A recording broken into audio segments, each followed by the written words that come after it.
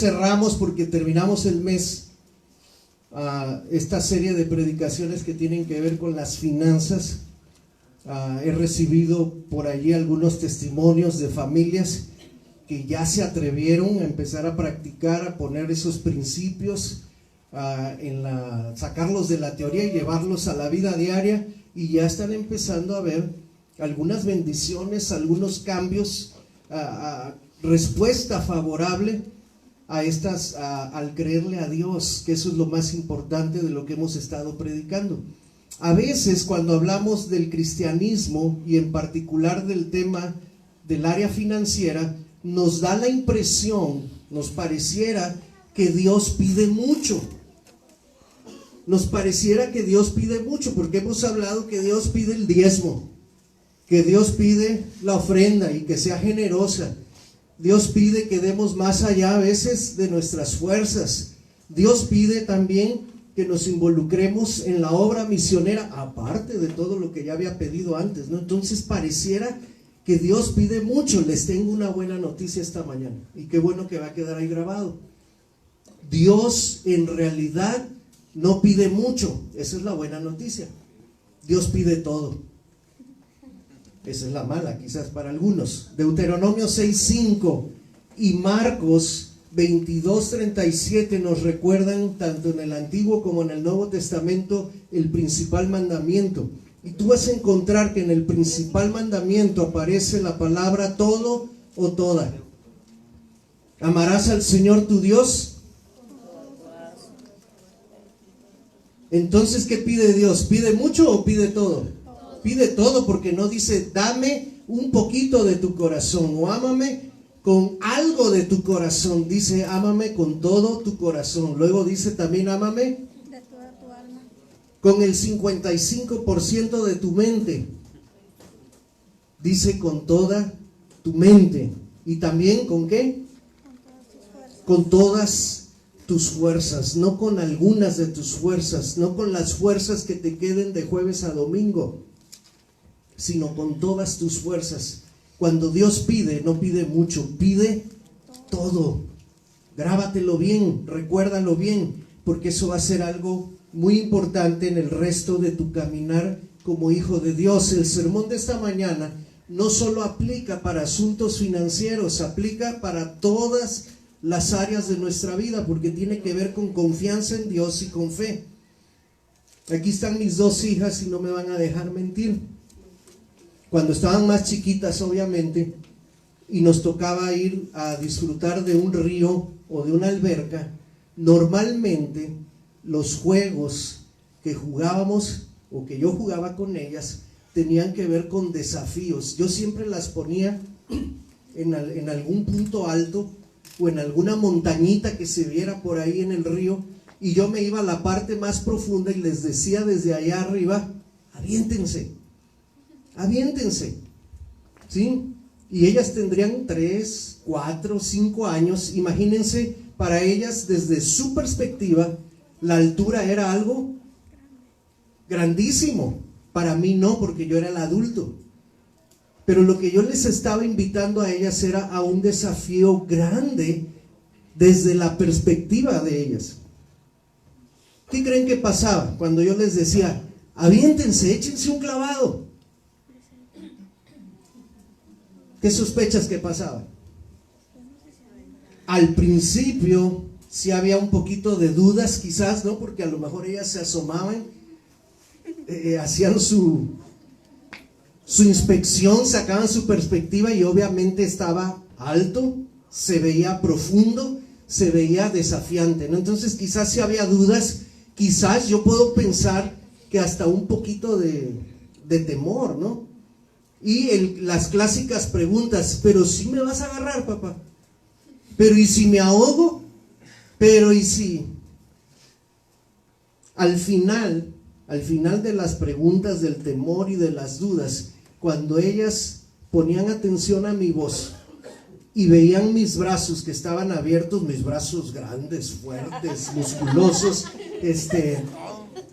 entonces el final invariablemente era el mismo. ¿Qué creen que pasaba? se aventaban, aun y cuando fueran 5 metros o 3 metros, aun y cuando si caían en el agua las tapaba totalmente. Estamos hablando de niñas de 3 y 4 años, que tanto podrían medir a los 3 o 4 años. Sin embargo, ¿qué es lo que hacía que ellas se aventaran? Cuando ellas oían mi voz, cuando ellas veían mis brazos extendidos y cuando ellas recordaban que yo era su padre, entonces ellas se aventaban, encontraban el ánimo y la confianza para hacerlo. Quizás si esa misma orden se las hubiera dado Marcos o se las hubiera dado Leo, les habrían dicho no. ¿Por qué no? No te conozco. Sé que vas a la iglesia, pero no eres mi papá. Y no estás tan fuerte y tan guapo como yo, ¿no? Entonces, no me voy a aventar. Pero cuando ellas veían que se trataba de mí, entonces terminábamos fundidos ahí en un rico abrazo, disfrutábamos del río o de la alberca, porque ese era nuestro juego, era nuestra diversión. La aventura siempre terminaba en sonrisas. Hasta la fecha ellas recuerdan esos buenos momentos. Todavía ahora de grandotas, de repente dicen, papi, me aviento. No, ya no. Ahora soy yo el que debo aventarme y ustedes agarrarme. Si se aventan ahorita, nos ahogamos los 2 o los 3. Pero a ellas se les quedó muy grabado eso. Quiero recordarte, hermano, que Dios nos está invitando a confiar en Él. Todo este asunto de las finanzas, todo este asunto del diezmo, de la ofrenda, no es más que una prueba para ver en dónde está puesta nuestra confianza. No es que Dios necesite nuestro dinero. No es que Él no pueda arreglárselas para hacer crecer su obra si tú y yo dejamos de ofrendar a las misiones. No es que Dios se vaya a quedar pobre si tú no das tu diezmo. Ese no es el asunto. Cuando hablamos de finanzas, en realidad no estamos hablando de dinero, estamos hablando de confianza. ¿En dónde está puesta tu fe? Y así como yo invitaba a mis hijas a correr riesgos, a lanzarse a la aventura, Dios te está invitando a ti y a mí a que nos lancemos a la aventura, que nos tiremos a las aguas profundas. Y yo quiero decirte algo. Quiero que recuerdes estos 3 puntos, estos 3 principios, para que siempre encuentres la confianza de aventarte cuando Dios te dice, hijo, arrójate, hijo, ven. Te invito a que disfrutes de esta aventura conmigo.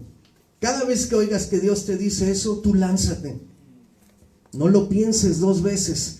Hay 3 razones principales por las cuales podemos lanzarnos con toda confianza. Número 1, váyanle anotando porque esta vez no hay pantallas de refuerzo.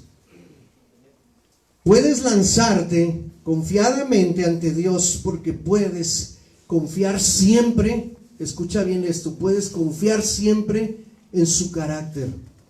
La primera razón para aventarte un clavado a las aguas profundas es porque puedes confiar en su carácter. ¿Cómo es el carácter de Dios? ¿Cómo definimos el carácter de Dios? Dice el Salmo 107:1 que Dios siempre es bueno. Salmo 107, versículo 1, Dios siempre es bueno. Así que recuerda que el carácter de Dios es un carácter bondadoso. Primera de Juan 4:8 dice que Dios es amor. ¿Qué cosa podrá salir de un carácter cuyos fundamentos son amor y bondad? ¿Qué saldrá de allí? ¿Crees que pueda salir algo malo? ¿Crees que la fórmula de combinar amor con bondad va a sacar odio? ¿Va a sacar algo contraproducente para ti? No hay manera de que cuando Dios te invite a hacer algo tenga una mala intención. Porque si Dios es amor y si Dios es siempre bueno, como lo dice su palabra, yo debo creer a esa palabra y debo confiar a lo que Él me está invitando a hacer. ¿Qué dice Jeremías 29:11? Este es un pasaje que normalmente iniciando el año nos gusta subrayarlo, nos gusta recordarlo, pero conforme pasan los días del año se nos va olvidando. Y esta es una verdad que el profeta declara en el versículo 11 que nunca debería olvidarse. Dice Jeremías 29:11, yo sé los pensamientos, en otras versiones dice, yo sé los planes que tengo acerca de ustedes, todos los proyectos, todo lo que pienso y todos los planes que tengo acerca de ustedes, dice Jehová, son planes, son proyectos y son pensamientos de paz, son de bien, son para su bienestar, no son para ningún mal. ¿Alguien puede decir amén a eso? Amén. ¿Sí? A ver dónde están los redimidos, porque ayer se oía hasta Racine, dice Luis. ¿Alguien puede decir amén a eso? Amén. Bueno, ya se oyó como cuando subió la banda del Proyecto 1111, pero espero un amén tipo redimidos. ¿Ok? Después.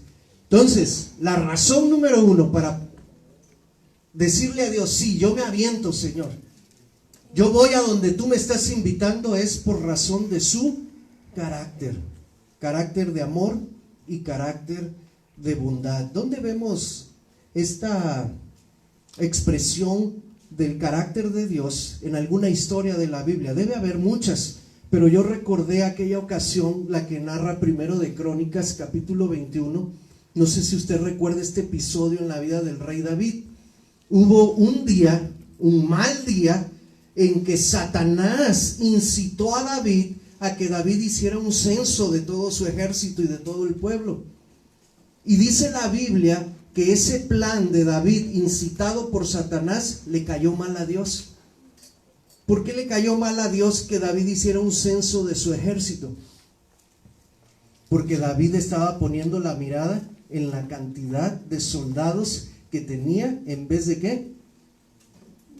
En vez de confiar en Dios. Todas las batallas que David había librado, nunca había ganado porque tuviera un gran ejército, un número mayor de soldados a su disposición. Siempre que David ganaba una batalla era porque Dios iba delante de él.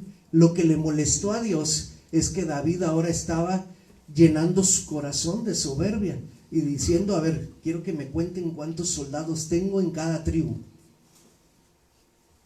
Cuando Dios vio esto, le dijo a un profeta, le dijo a Gad, quiero que vayas con David y que lo reprendas.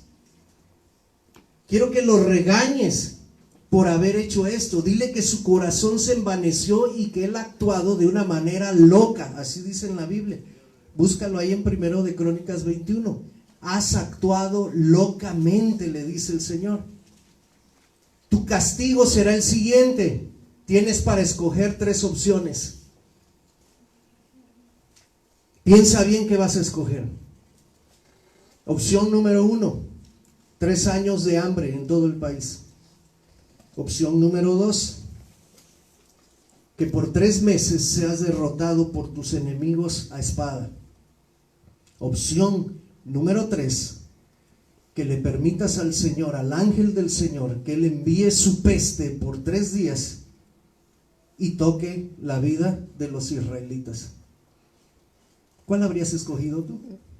Fíjate, la primera eran 3 años, la segunda 3 meses y la otra nada más 3 días. ¿Sabes qué? En cualquiera de las 3 opciones, lo que Dios quería era rebajarle gente a David. Él estaba envanecido porque tenía un gran ejército y Dios dijo, pues si ese es el fundamento de tu vanidad, te voy a quitar una buena parte de ese ejército. Voy a hacer que esta gente sea quitada de ti. Solamente escoge el método, la forma.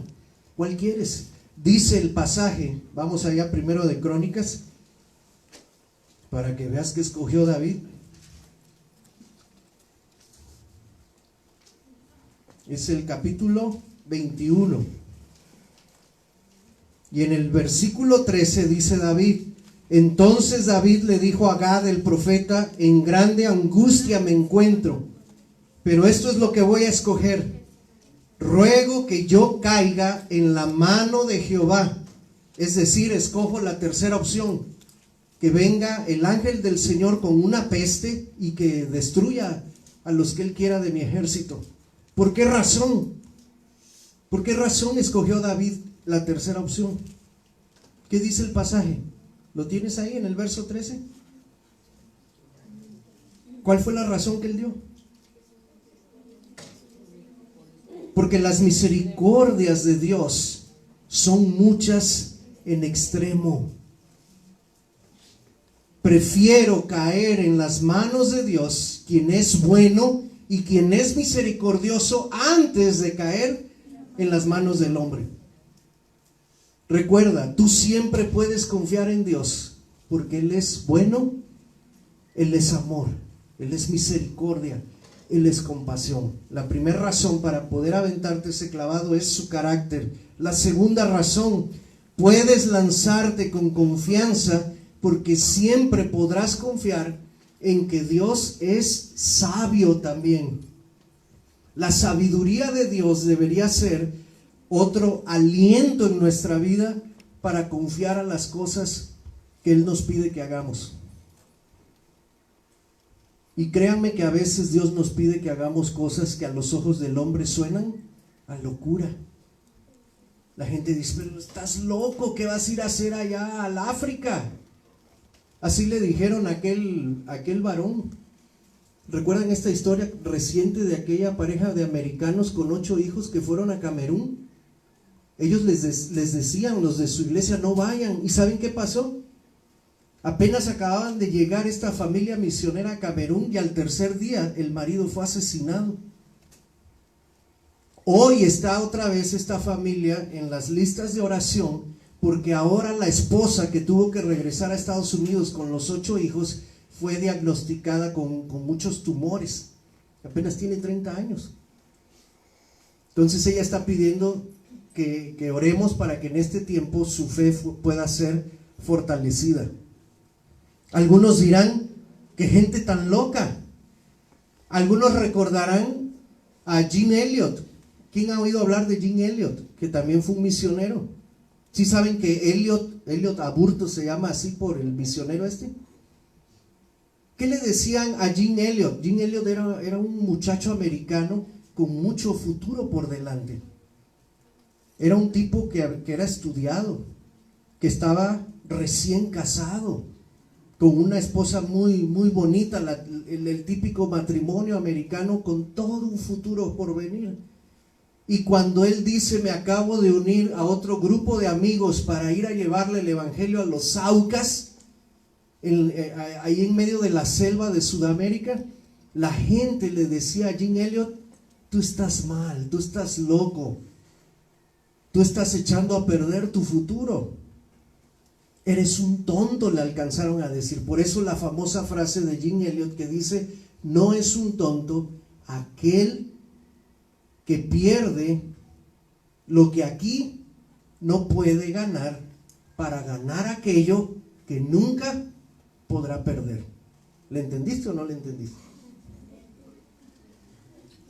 No es un tonto aquel que pierde lo que aquí no puede ganar, aquí en la tierra, para ganar, ¿dónde? Allá en la eternidad, lo que nunca podrá perder. La sabiduría de Dios. ¿Tú reconoces que Dios es más sabio que tú, hermano? Vamos a ver qué dice la Biblia respecto a la sabiduría de Dios. Alguien busque Romanos capítulo 11, léanos el verso 33 y 34. Y alguien más, adelántese a buscar Salmo 139, verso 6.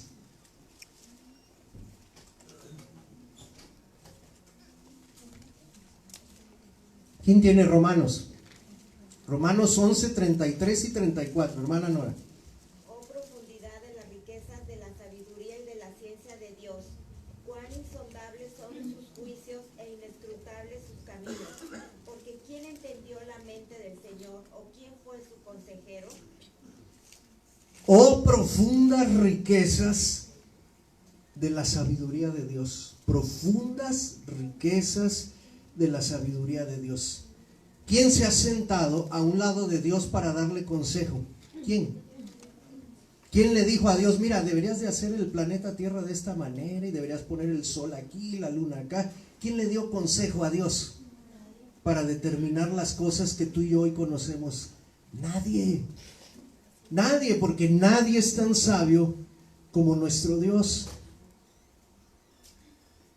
Y eso es una verdad acerca de Él que deberíamos recordar cuando Él nos está pidiendo que nos lancemos a hacer algo. Tú puedes decir, Señor, pero es que si yo doy este paso que me estás pidiendo, no sé qué va a pasar.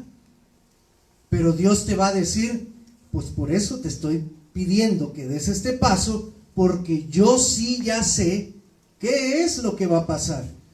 Yo soy el sabio que conoce todo, que ve más allá del presente, y te estoy guiando por un camino sabio. Lo único que tú tienes que hacer es confiar. Recuerda, siempre recuerda mientras estamos meditando en esto, en el ejemplo de Prisi y de Débora. ¿Sí? Bueno, quizás yo no sea un papá tan sabio como Dios, a lo mejor si era algo riesgoso que se aventaran desde 5 metros. Quizás la mamá habría alzado la voz y decir, estás loco, no hagan eso, niñas. Pero ellas lo hacían porque estaban confiando en mí. Ahora, si confían en un papá loco o medio loco como yo, ¿con cuánta más razón nosotros deberíamos confiar en el Dios que es nuestro Padre y que dice que es sabio? Y sabio en gran medida. Salmo 139, verso 6. El salmista decía en este pasaje, ¿quién lo tiene? ¿Claudia? Tal conocimiento es demasiado maravilloso para mí. Alto es, no lo puedo comprender. En otras versiones de la Biblia dice, tu sabiduría, Dios, es incomprensible. No puedo ponerme a la par contigo. Me dejas totalmente abajo porque tú eres un Dios que todo lo sabe, que todo lo conoce. Esta es una cualidad que solamente le pertenece a Dios. ¿Cómo la llamamos nosotros a esta cualidad de Dios? ¿La recuerdas? ¿Sí? Para aquellos que les gustan los ovnis y todo eso, a Dios también le gustan los ovnis, pero los ovnis con MN, no con BN, ¿no? OVNI. Es la omnisciencia de Dios, la omnipresencia de Dios y la omnipotencia de Dios. Son 3 cualidades que solo Dios tiene. Omni quiere decir que todo lo puede, que todo lo sabe y que en todo lugar Él está presente. Nadie más, ningún otro ser en todo el universo tiene estas características. Ni siquiera Satanás. Satanás no puede igualarse a este poder y a estas cualidades de Dios. Entonces, cuando hablamos de la omnisciencia de Dios, estamos hablando de su gran sabiduría. Mira, un ejemplo ahí en la Biblia donde a veces Dios hace cosas que nosotros no entendemos, pero que tienen un propósito sabio. Éxodo 23. Quizás tú nunca has reparado en este detalle.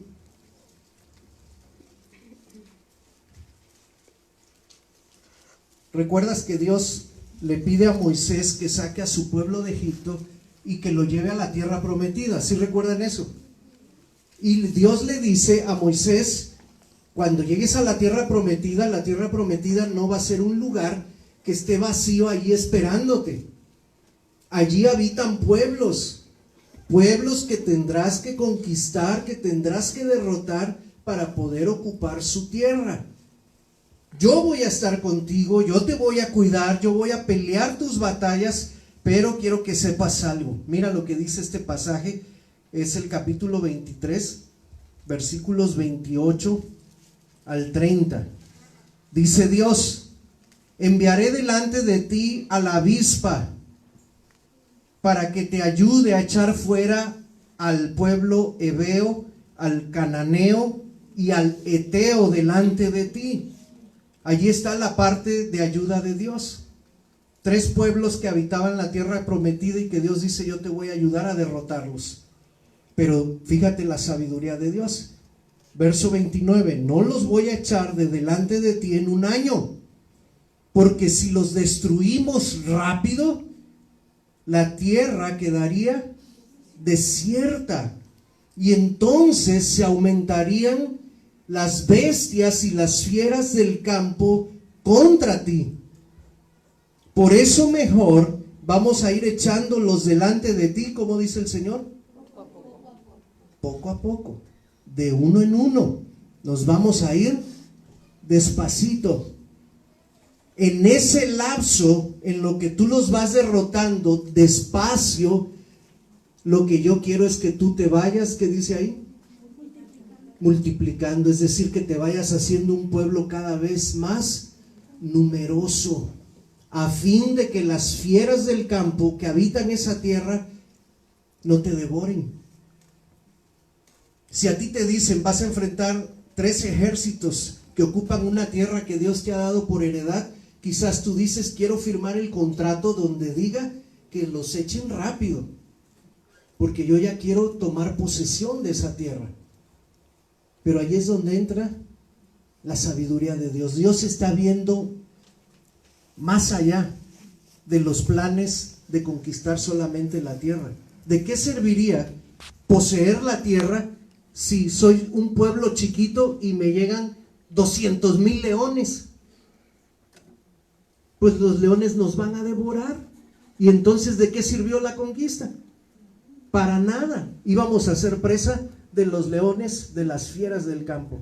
Lo que Dios dice es, para cuando terminemos de echar a estos 3 ejércitos, tú ya te habrás multiplicado. Y entonces las bestias de alrededor no podrán hacerte frente. ¿Es sabiduría eso? Sí, sí es sabiduría. Recuerda siempre que Dios ve en un tiempo más adelante del que tú estás viendo. Tú y yo estamos limitados por este cuerpo físico a solamente ver el presente, lo que estamos viviendo en tiempo real y en tiempo actual. O tú ya sabes qué va a pasar mañana lunes. Probablemente si tengas una agenda de actividades donde tú estás presuponiendo que vas a poder cumplir con esas actividades. Pero el único que sabe realmente qué va a pasar mañana lunes, ¿sabes quién es? Es Dios, porque Él es sabio. Entonces, puedes echarte un clavado a los brazos de Dios, número 1, porque Él es de carácter bueno y amoroso, misericordioso, compasivo. Puedes echarte un clavado a los brazos de Dios porque Él tiene sabiduría y conoce todo. Puedes confiar en eso. Y número 3, puedes lanzarte a los brazos de Dios confiadamente porque puedes descansar en su poder. En su poder. Jeremías 32:27 dice el Señor: he aquí que yo soy Jehová de toda carne. ¿Habrá algo que sea imposible para mí? El mismo Dios pregunta. ¿Qué sería nuestra respuesta?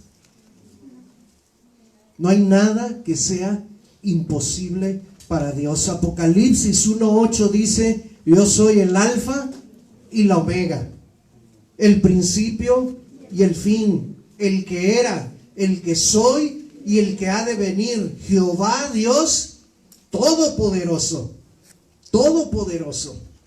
Salmo 91, que conocemos muy bien, dice: el que habita al abrigo del Altísimo morará bajo la sombra, ¿qué palabra usa ahí?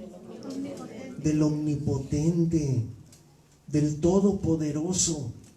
Dios es todopoderoso, y ese poder tan increíble, tan ilimitado que solo Dios tiene, lo pone a nuestra disposición.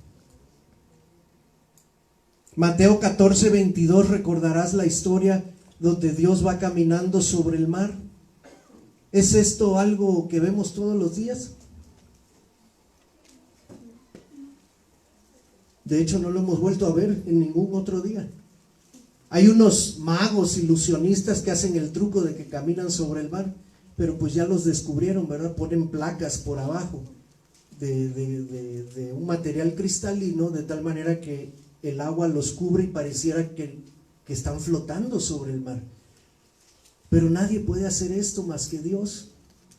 Cuando Jesús iba caminando sobre el mar, ¿qué hizo Pedro?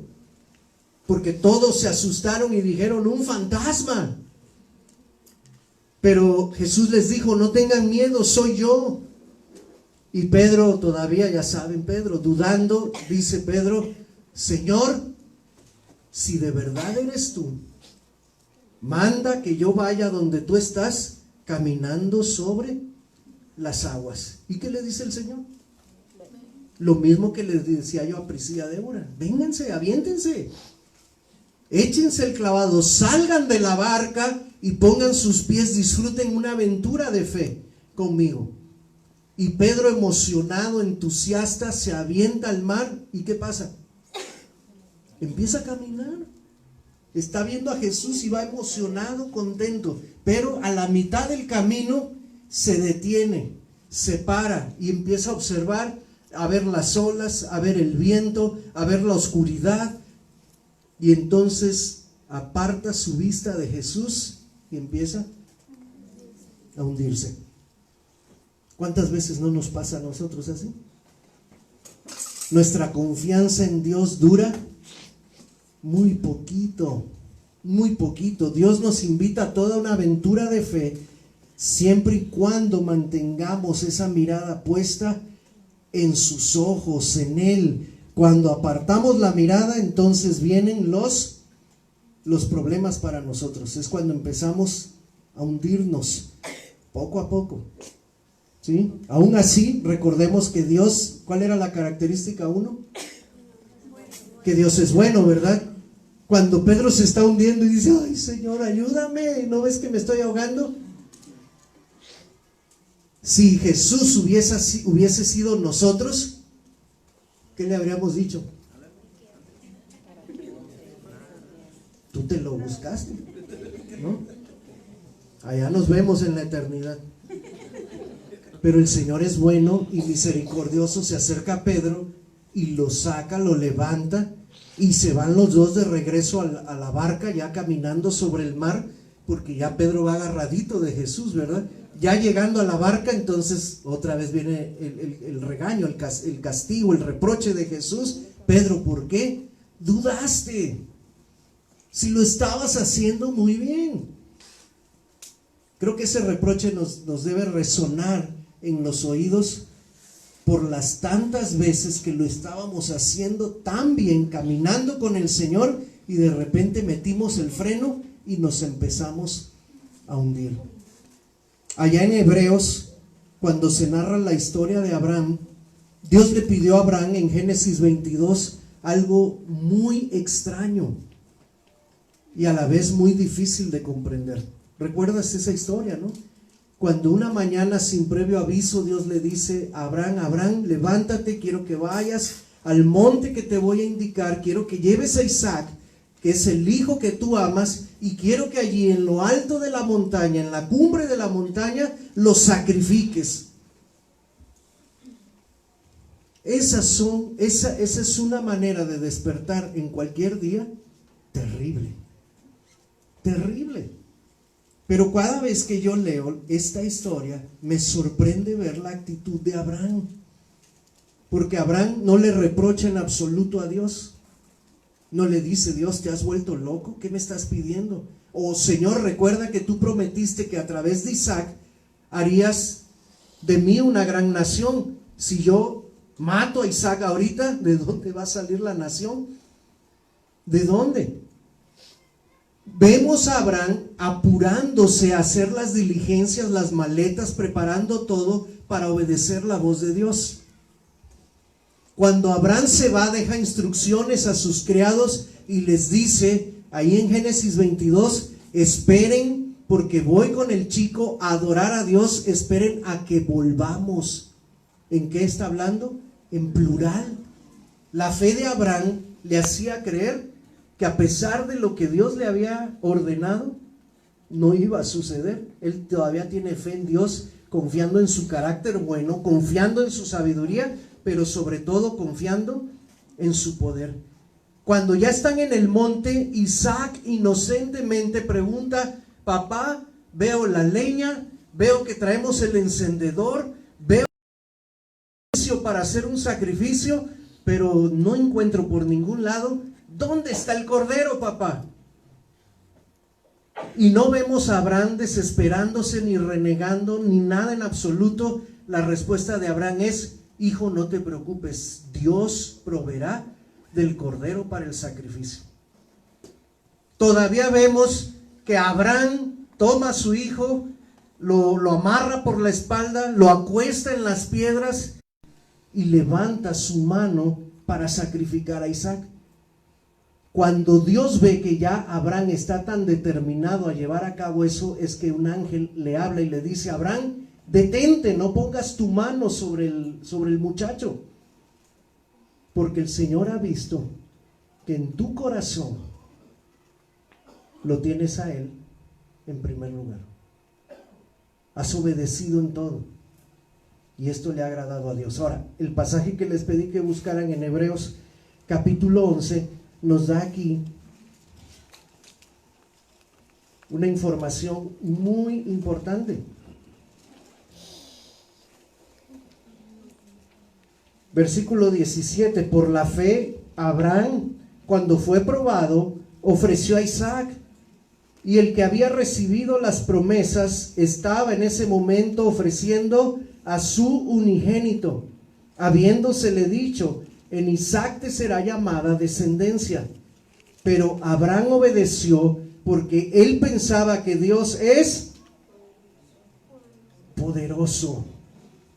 ¿Por qué Abraham estaba confiando en el poder de Dios para esta situación? Porque dice el pasaje: pensando en que Dios es poderoso para levantar aún de entre los muertos.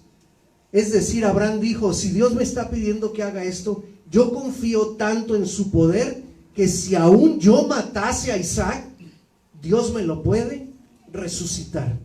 Es tanto su poder que Él no va a permitir que el hijo de la promesa quede muerto en ese altar. Hasta allí es nuestra confianza en el poder de Dios también. ¿También confiamos hasta ese grado?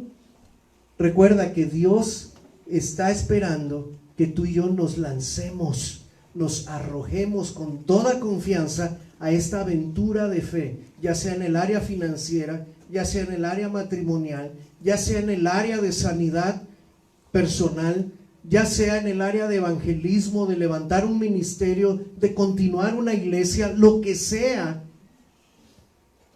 Dios nos está diciendo: arrójate, hijo, da ese salto de fe. Y nosotros podemos confiar, tanto como confió David en su carácter, como confió también el pueblo de Israel en la sabiduría de Dios, como ya hemos visto en estas historias, que tanto Pedro como Abraham aprendieron a confiar en el poder de Dios. Termino con este pasaje, un pasaje que a mí me gusta en lo personal bastante, 2 de Crónicas.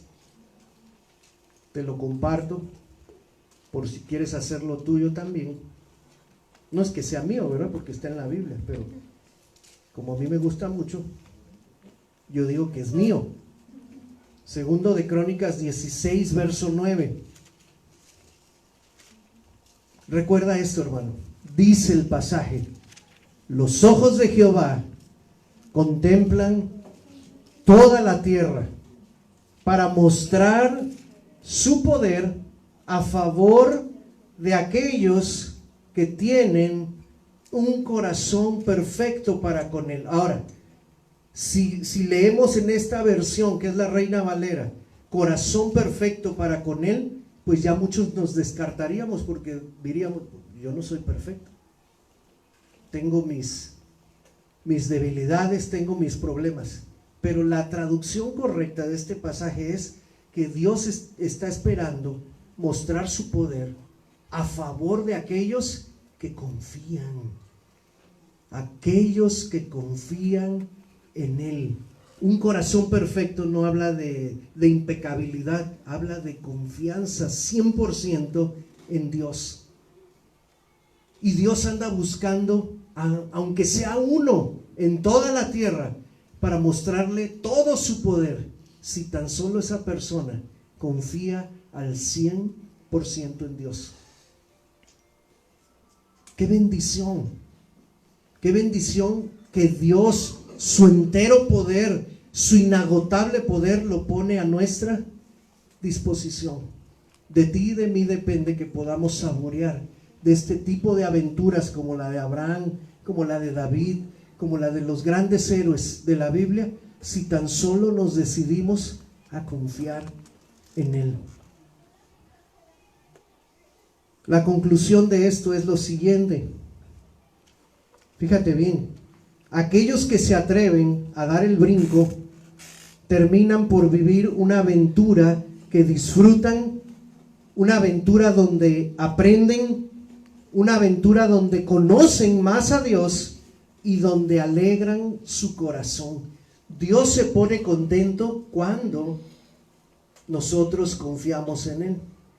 Cada vez que mis hijas brincaban, yo me ponía contento como papá. ¿Por qué? Porque quería decir que confiaban en mí. Ahora que ya dejé de ser papá de chiquitas, estoy continuando mis prácticas y mis teorías. Estoy experimentando con los sobrinos. Ahí están Ver y Caleb, ¿sí? Tengo 5 para hacer experimentos. También a estos les he dicho, los pongo así, ahí tenemos unas tarimas en la casa y los subo ahí y le digo, aviéntate, échate un brinco. Y como estos no soy su papá, soy su tío, ¿saben qué hacen? Algunos de ellos me dicen, pero acércate, tío. Cuando me acerco y ven mis brazos extendidos, como la distancia no es mucha, pues nomás se avientan. Pero hay otros de ellos, no diré nombres, que dicen, bájame, tío, no quiero, no, gracias.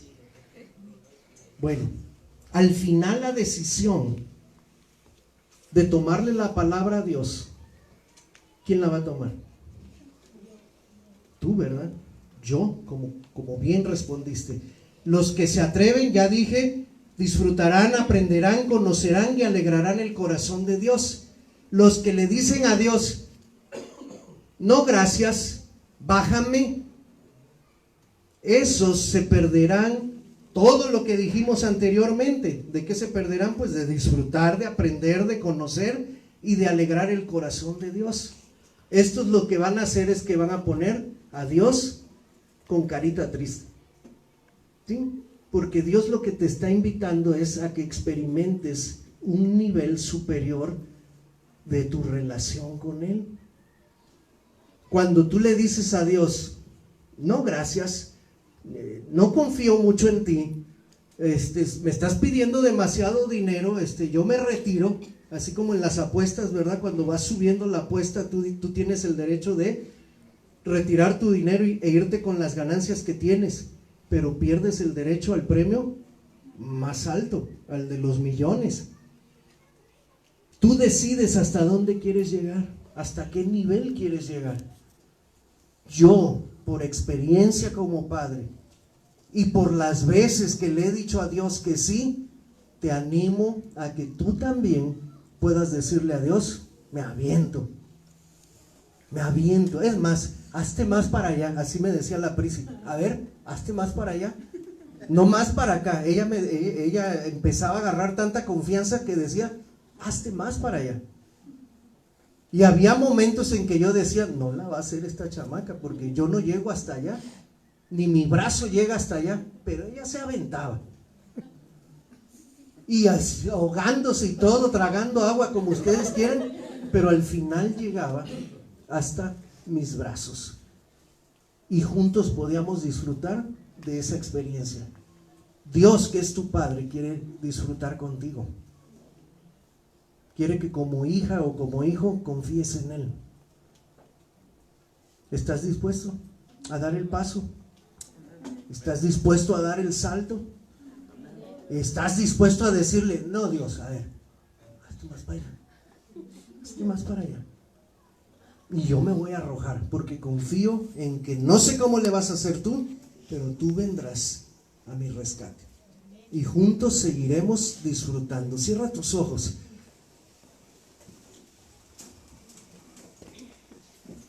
La aventura de fe, el salto de fe que Dios te ha pedido que des apenas ha comenzado, hermano.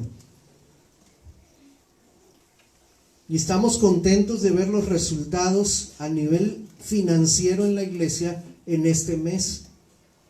Pero justamente en marzo se acaba el mes de marzo y se cierra el ciclo de predicaciones en torno al tema de finanzas. El salto de fe Dios te lo va a seguir pidiendo cada siguiente domingo. Ya no yo, ya no la tesorería, ya no nadie. Es un asunto que se queda ya entre Dios y tú. Seguirás dándolo, seguirás, que Dios cuenta limitado para ponerlo a tu favor, para cualquiera que sea tu situación. No dejes de confiar, no dejes de confiar. Él puede hacerlo, Él quiere hacerlo, pero te invita a que lo hagas junto con Él, a que lo disfrutes junto con Él. Dios, en esta mañana el desafío es grande,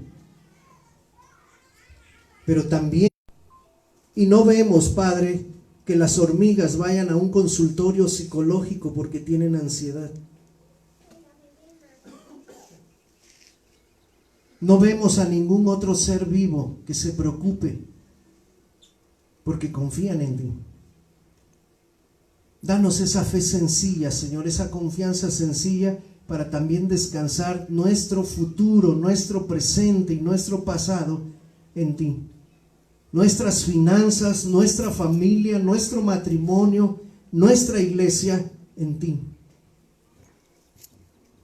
Cada proyecto que pueda estar, Señor, sustentado por ti. Gracias, Señor, por todo este mes donde has quizás apretado el botón de desafío hacia nosotros y nos pones en la disyuntiva de solamente elegir o damos el brinco o no lo damos. Pero yo espero, Señor, que toda esta serie de sermones animen a tu iglesia, a cada familia, a cada persona que asiste aquí, a dar ese salto y mucho más.